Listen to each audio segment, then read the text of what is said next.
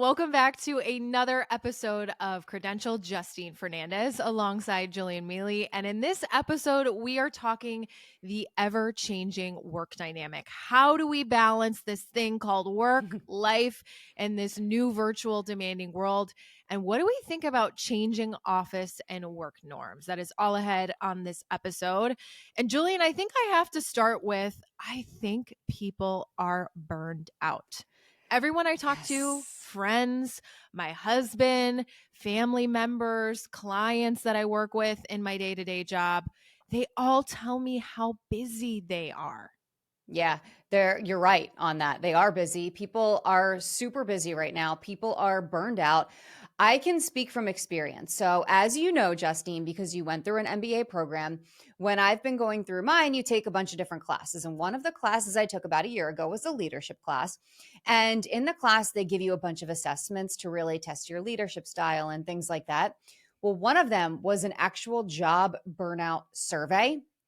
And my professor sent me a private, separate email after receiving my homework saying, like, wow, first of all, thank you for being vulnerable. Are you okay? Yes, you are burned out. It was like Wow. such a rude awakening to me to take that survey. And granted, I will forever cherish actually having to take that survey because it sort of told me everything I was feeling inside and that I already knew. But job burnout is a legit thing. It is a serious thing.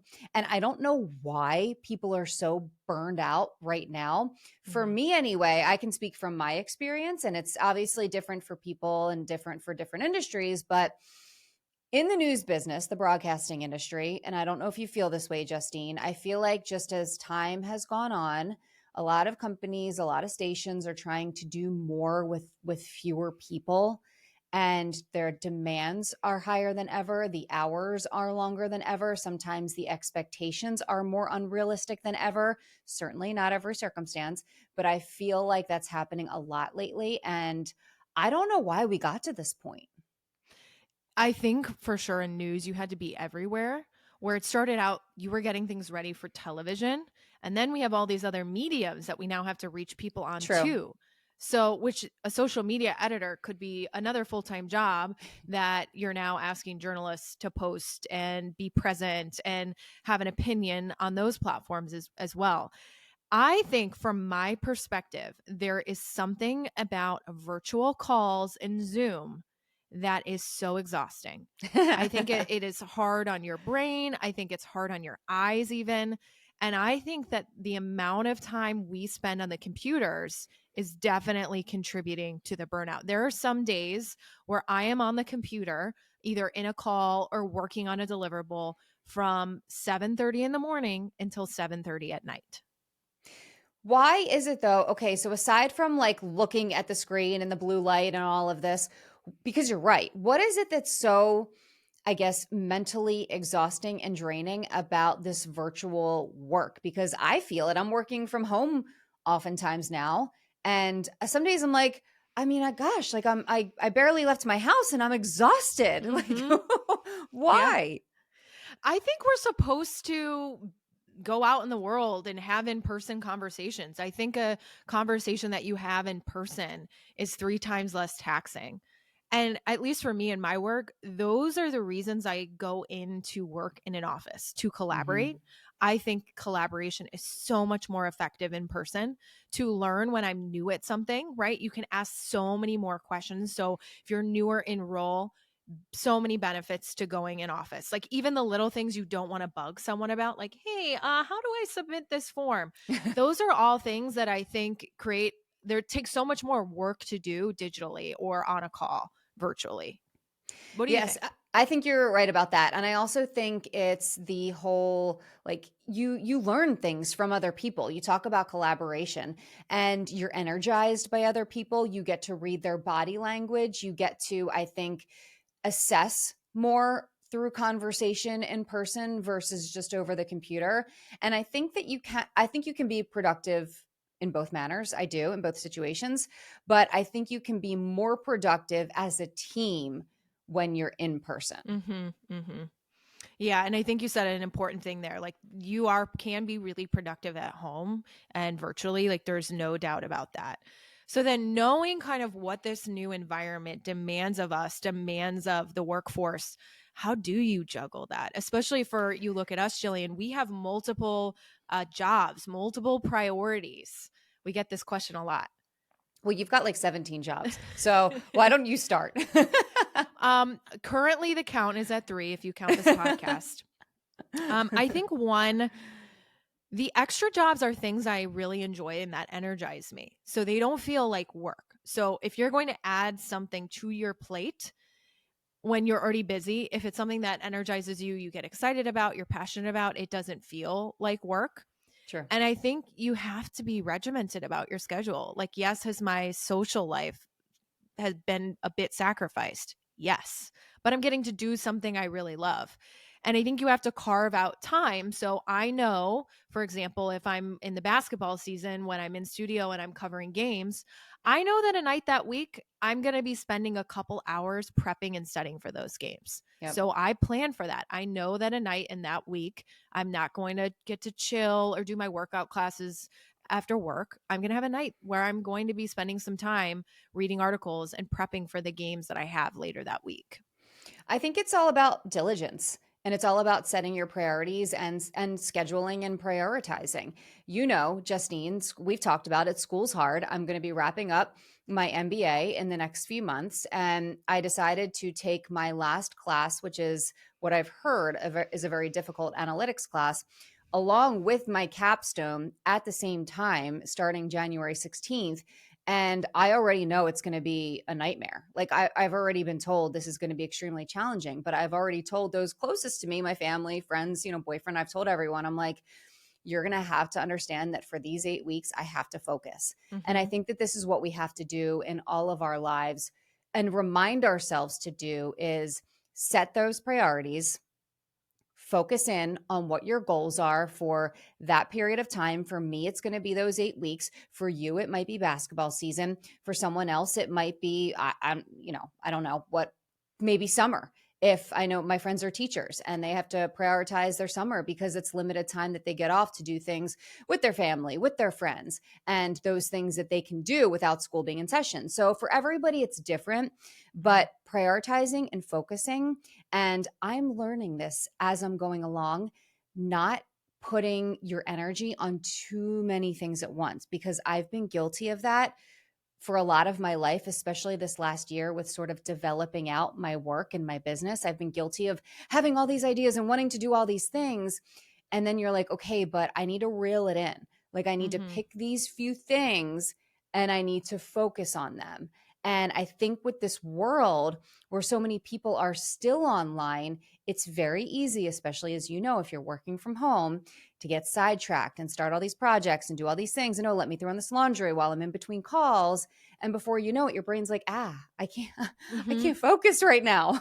No, there's a great book called Deep Work that is 100% about that, that our brain is not really built to multitask. And I think one of the harder transitions is that you have to start to say no to things, even things that you want to do, because then you just don't give your best effort if you're spread too thin. And I think for me on a day-to-day basis, what has helped is one, I recently made the shift. I now work out in the morning Mhm. because it was really stressing me out that I had this workout class because I'm a class person at 5:30 and I didn't know if I'd be done with my work by then. I get it done in the morning when I don't have calls. There's nothing going on at 7 in the morning. That's my time. I get it done. I feel great. And then I go into my work day. And if I work till 6 or 7, so what? We'll Okay. get the Yeah. work done. And then the other thing is you have to create time for yourself in your calendar because it will get booked over. There will always be a meeting to go to, and you need to set aside focus time for yourself, a lunch for yourself. And that's the biggest change I think I made in 2023 was I set aside a block where I actually get to eat lunch or check emails. Now there's What? believe it or not, while there's days where that gets booked over, there's a meeting I have to be at. Set no one for the most part books over that time. I have that Yeah. time to actually eat. And when I speak with a lot of leaders, that's one piece of advice that I give them is are you prepping enough before your meetings? If it's Yep. a meeting where you need to show up effectively, block the time before it. Get to Yes. it before someone else does. Prep work is so important. Blocking that time, scheduling out your time is so important. And Justine, I know you and I have talked about this separately, and we'll talk about it today, but I've had multiple high-level executives, CEOs included in this conversation, say to me, not sure what's going on with, this up and coming generation. Maybe it's COVID and the fact that, look, a lot of people who are graduating college right now and entering the work world, they, for a number of years, were not in person as much as the rest of us were because of the pandemic and because of, stay at home and things like that. And so maybe it has something to do with that. But I've had a number of CEOs say to me, I've brought out some of my younger hires, some of my new hires, and they can't even hold a conversation with business professionals at a lunch. Wow. What is going on? Hmm. Literally, they say that to me. Hmm. And well, here's the thing, in the remote environment we're in now, we know that Amazon, Apple, Starbucks, they're requiring their employees to come in 3 days a week. So this now there's some companies where they're going to be 100% remote, but that kind of hybrid is, I think, where things are headed, if not there already. So being able to have those in-person skills, carry a conversation, be able to present effectively in front of others, both in what you say, how you present yourself, etc., it's going to be important. Yes. And how you dress, how you present yourself, as you just said, those interaction skills are so important. And here's the other part of this.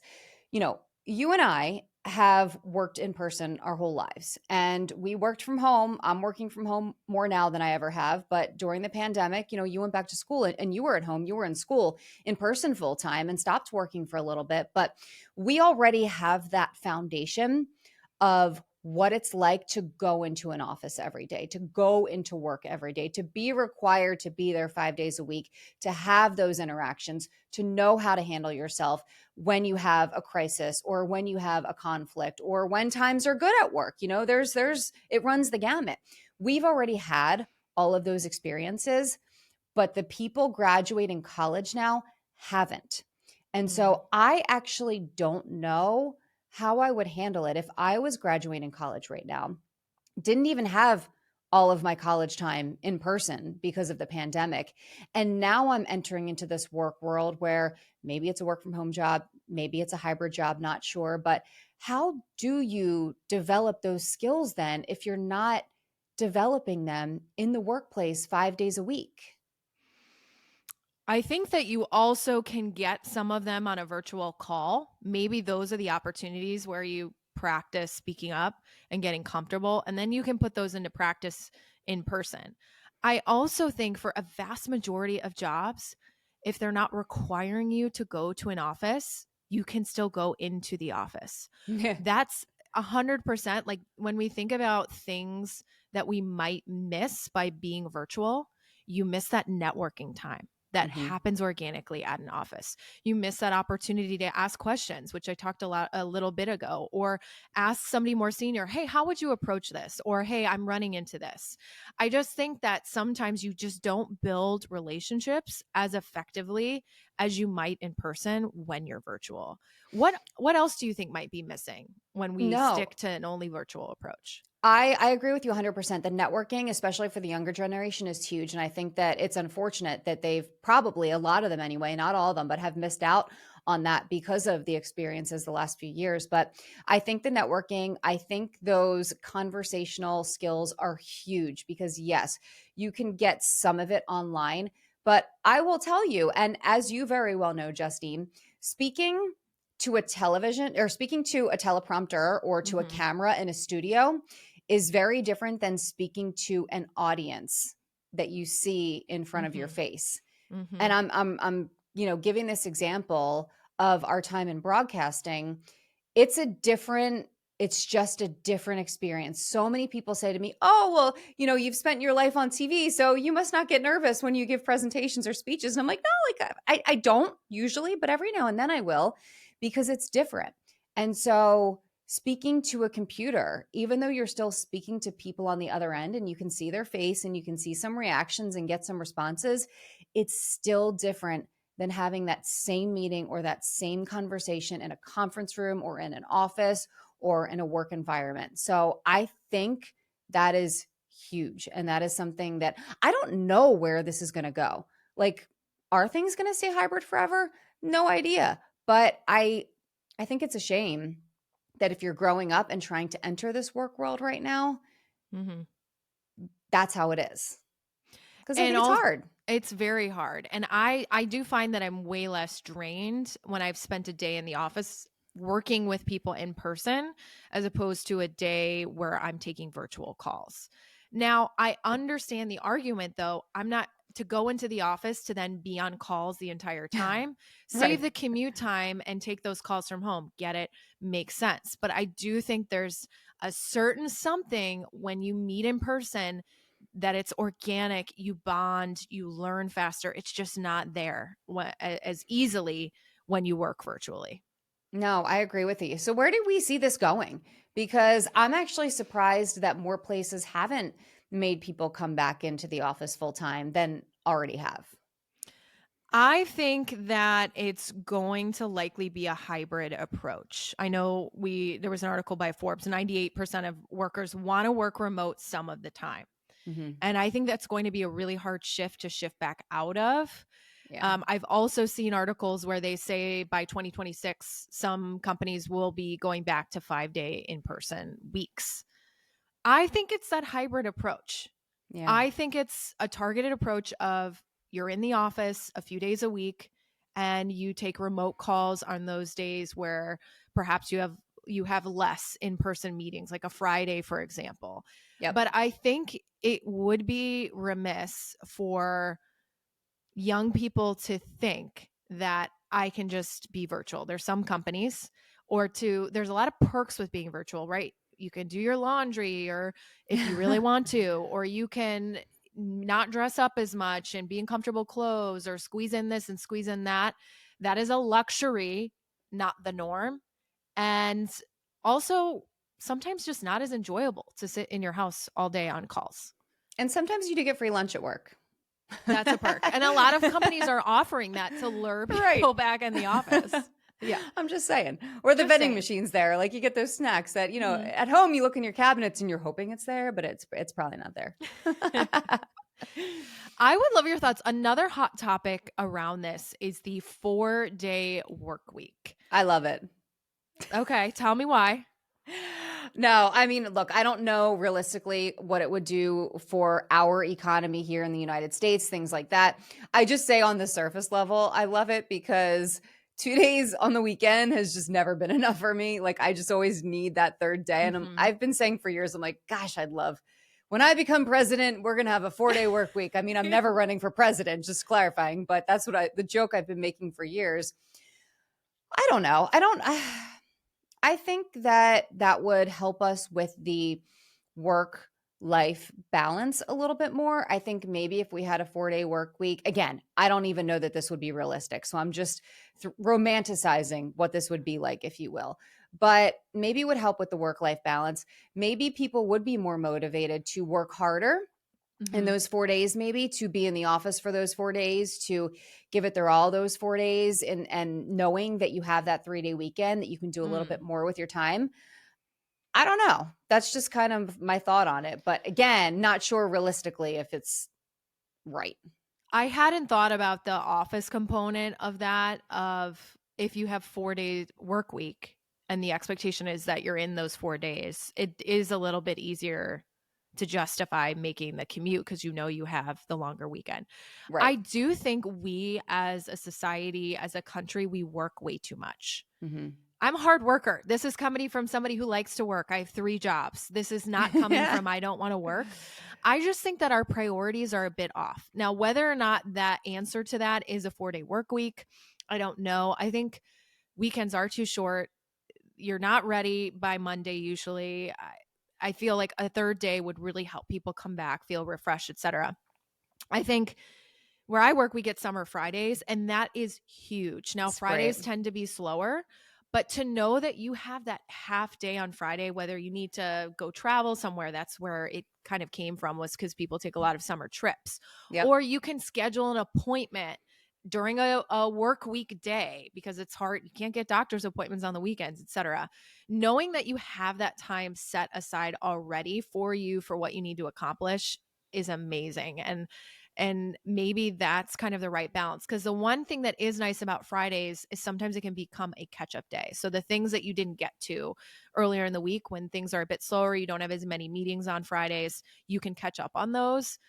But you could also just have 4 10-hour days and then Hmm. have Friday off. And you could always, if you had to get a couple things done, you could do it. I would love that. I would love 4 10-hour days because, as you know, and I'm sure it's like this in a lot of industries, in news, most of the time your days are that long anyway. I won't say which job, but I had a job where we'd have a 9 a.m. meeting. You're expected to be there in person, which is great. That's very normal. And then if you're in the 6 o'clock news and say you're 2 hours away, you're live at 6, and then you're not getting back to the station until 8. And then by the time you get home, it's like 8:30, close to 9. Mm-hmm. And that was like, oh, what's the problem? Well, You got to I'm hungry. sleep, I have but other yeah. things to do. I need to sleep. Like it's and when that would become a routine, then you're like, no, we need to have a conversation about this. But Mm-hmm. if that were my, expectation that I was working 10, 11-hour days, even 12-hour days, sometimes 4 days a week, I might be like, you know what? I would do this for 3 a week, You and can I would do justify that. it. Yeah. Yes.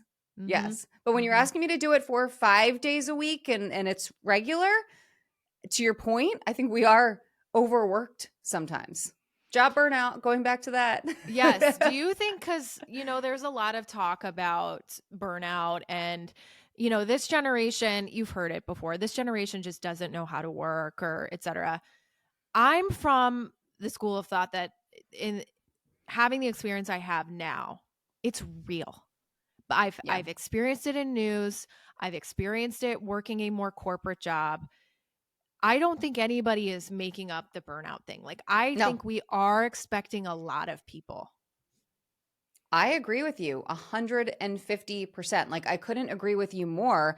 And the thing is, like, I've even had conversations with some of my managers in the past about the schedule, about the hours, about, things like that. And they'd be like, "Oh, okay. Yeah." And they don't care. I've had others that do care though. I had a job where my bosses, I had one experience with this, where my bosses genuinely deeply cared about us, about our personal lives, about our time, about our families. What do you need? No problem. Like, Hmm. I know so many people who have never had that experience. And I wish that experience upon people because you can see the difference it makes. For instance, this job I worked at where my bosses cared, it made me want to work harder for them. And I'm a hard worker, but it made me want to put in that extra effort, just that extra, 110%, because they were kind to us and because they cared about us. And because when things went wrong and I would call and say, oh my gosh, something happened and I can't come to work, no problem.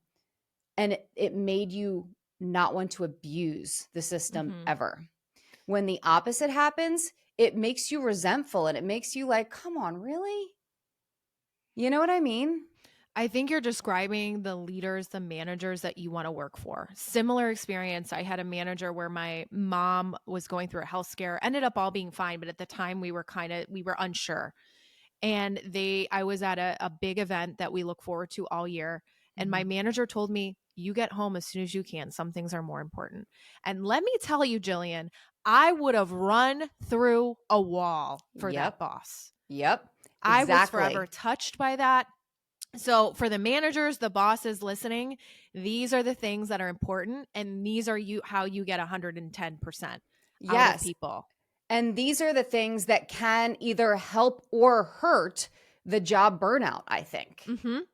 And for those looking for a job, I think it's important to ask those conversations. Now, you want to get the job. I understand that very much, but try and get a sense of either talking to other people who work there how's the work-life balance?